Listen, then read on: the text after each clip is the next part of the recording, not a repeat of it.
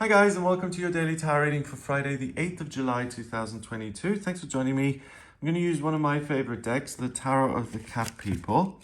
And I just want to show you some of these cards so you can see why this is one of my favorites. I absolutely love the colors and the designs and the patterns in this deck. And these kind of things, the moon, it takes the original depiction of the moon and it totally changes it, and it creates a real kind of atmosphere here. Look at that. I mean, that the King of Pentacles, the way they've kind of captured this image of wealth here is just amazing. So I really like this deck. And also, if you've only learned the original Rider-Waite deck, then this is still very close to it, even though they have changed certain things. So this will be a deck you can read quite easily. So let's see what the cards have to say here about Friday the 8th of July and what energy you'll be working with. I hope you've had a great week so far. And let's see what this day has in store for you.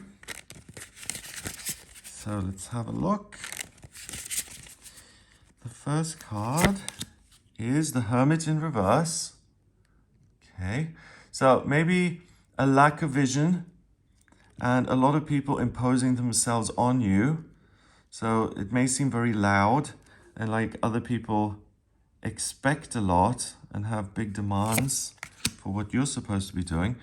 Then we've got the Wheel of Fortune, which is very different because it says if you take your power back and you focus on what you want to do on this day, you are actually able to improve your circumstances, but you can only do that if you make the choice. So if you're self-contained and if you're focused on your life purpose, your mission through life, and you don't let yourself be distracted by all the voices around you. So that's kind of interesting. And then finally, we have the Queen of Swords, who helps you set clear boundaries and who allows you to see things in a way that allow you to problem solve and to resist any attempts at manipulation or the wool being pulled over your eyes. I get that message quite strongly today, that via the Hermit in reverse, because when the Hermit is this way around, it's a man who's by himself. He's got this lantern here and he's looking for answers. He's trying to understand what it all means. What's the purpose of life? Who am I? What happens after death? What is this whole experience designed to do here? So it's about illuminating things that are dark in order to understand them and to enjoy more freedom. And he's by himself, right? So when the card is upside down, I feel that the amount of people that are around you today actually make things darker, in the sense that you're going to be exposed to a lot of opinions and ideas that aren't designed to help you out or to enlighten you. I think there's a lot of kind of manipulation and influencing going on this day, and people having their own agendas which they're going to try and rope you into so that they can avoid being afraid, or that they can kind of offload some of their responsibilities or share the pain or whatever it may be. So the key thing here, I feel, is to work towards getting the Hermit turned around and back in this position. And it doesn't mean you have to totally isolate yourself, but it means that you have clear boundaries between this is my stuff and this is your stuff. And if you have an expectation that I'm going to problem solve for you, or that I'm responsible for your happiness, and you see that as a done deal, then I am free to disagree with that and to say, no, this is your stuff. This really has nothing to do with me. So I've noticed that a lot of the time, people who are very unself-aware and who have a sense of entitlement, as in, you know, I deserve these wonderful things in my life, often they also then have a similar belief that says, I also don't have to work for this happiness, or I don't have to make improvements or try very hard. Other people are supposed to do that for me. That's not been my experience. I'm sure we've all come across people like that. And unfortunately, people who are sensitive and people who want to maintain good relationships then often go along with that kind of behavior just to keep the peace. And that's the kind of influence that I see present on this day. So if you notice that someone is trying to take advantage of you, or someone takes you for granted, or puts things on your to-do list where they have no business scribbling on your notepad, make sure that you become very aware of that and differentiate between your obligations and your responsibilities and other people's, and try and keep those separate as much as you possibly can. So a good way to kickstart this, I think, and I'm going to turn the card back around, is to deliberately have some time for yourself, maybe to go exploring, if that's what you enjoy, or to connect with nature, something that makes you feel connected to something bigger, where your perspective opens up and that light can come in. And it can, of course, also be a spiritual practice. So if you meditate, or if you do yoga or qigong, or you chant, or swimming is a spiritual practice for you, or whatever gets you to that place of connection and internal space. Because that's what I feel is being encroached upon as such, that you feel a little bit squeezed by other people and your circumstances and what they want you to do and what they require of you, etc., etc., etc. So if you have a practice like that you know works for you, just engage with that for 5-10 minutes and create that mental space for yourself, because that's then going to make it very clear as to what is your obligation and what you're supposed to be dealing with, and what really has nothing to do with you. And the Queen of Swords then is activated and will help you out.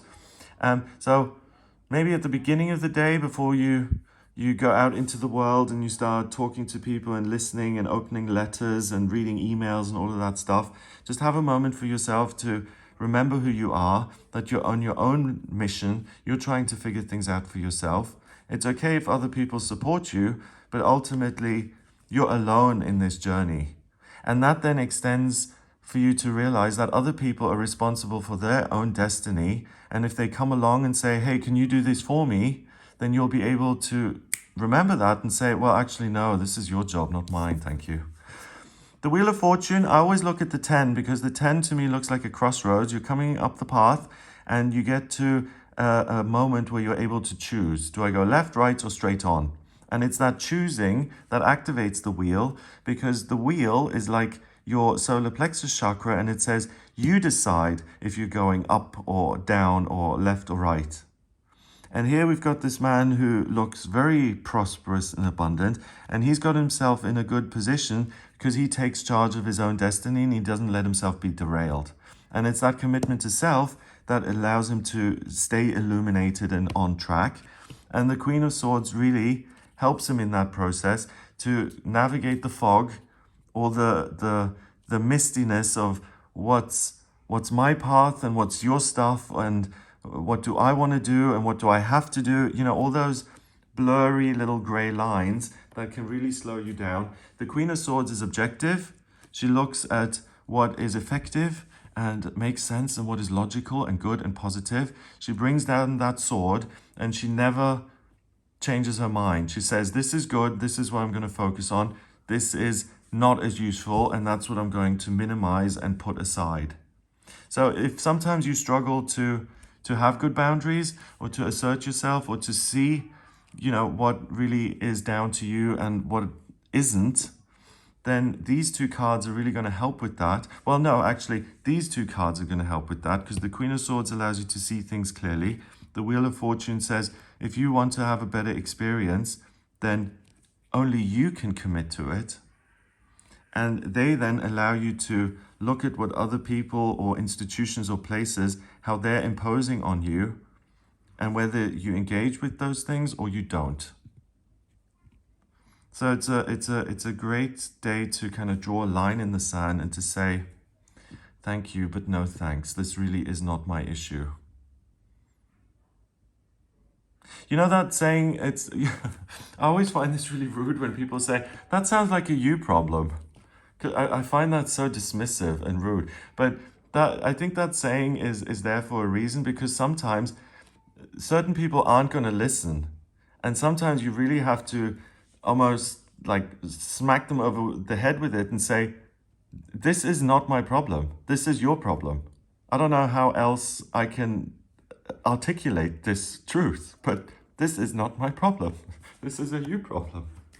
So ultimately, I think putting your relationships at risk by saying things like that, which could be seen as abrupt or even rude, that's a better option than letting yourself be derailed, because the Wheel of Fortune is important. It says that your destiny can change for the better. And you don't want to miss that kind of opportunity just because you're going into people-pleasing mode or just because you don't want to rock the boat. It's much better to rock the boat and to then sail off to your happy place. Number-wise, we've got 9, and a chord card, which is 1, is 10, and another 10, that's 20. 20 reduces to 2 in numerology, and 2 is about cooperation and relationships, right? So it complicates the whole thing because you will want to maintain good relationships, but ultimately your relationship to yourself and your own mission in life is more important, and you'll be able to make a lot more progress in that area than in your relationship with people who are being unreasonable or have unreasonable expectations of you. So please focus on your own path, the things that motivate you, and the things that have an air of destiny about them for you, and pursue those. It's going to pay off. So I feel that is the real choice of the day. So I hope you have a wonderful Friday. If you'd like a personal reading with me, please get in touch via my website. It's gregoryscott.com.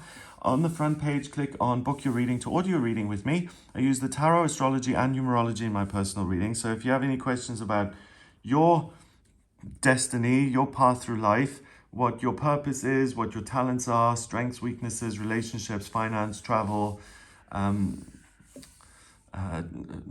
education, anything at all really, please do get in touch with me for a personal reading. If you like this video, then give it a thumbs up. Please hit subscribe and the bell next to it, and share the video online. That would be amazing. Have a wonderful day, and I'll speak to you tomorrow.